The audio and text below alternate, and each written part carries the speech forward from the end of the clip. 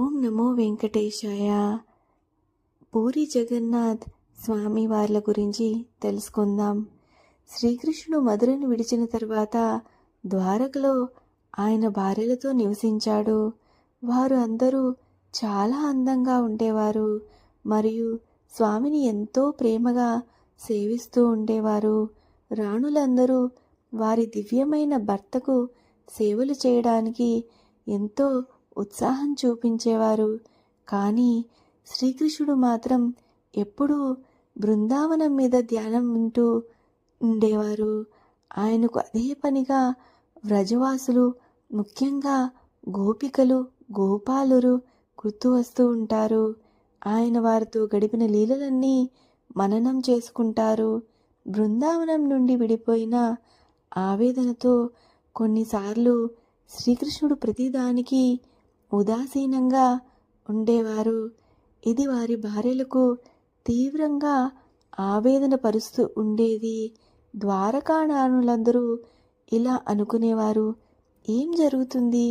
మనం మన స్వామిని ఎంత ప్రేమగా సేవ చేసినా వారు బృందావనం గురించి మాట్లాడుతున్నారు, వారికే గుర్తు తెచ్చుకుంటున్నారు.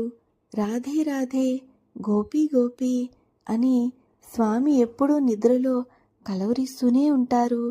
బృందావనంలో స్వామివారి లీలల్ని తెలుసుకోవాలని రాణులందరూ ఎంతో ఆతురత పడ్డారు.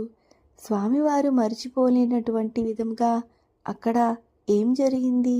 మన ప్రియమైన శ్రీవారి యొక్క బాల్యం బృందావనంలోని సంగతులు చెప్పడానికి ఎవరు ఉన్నారు? వారు రోహిణీమాత బృందావనంలో స్వామివారి యొక్క పూర్వం తెలిసింది అని వారు కనుగొన్నారు.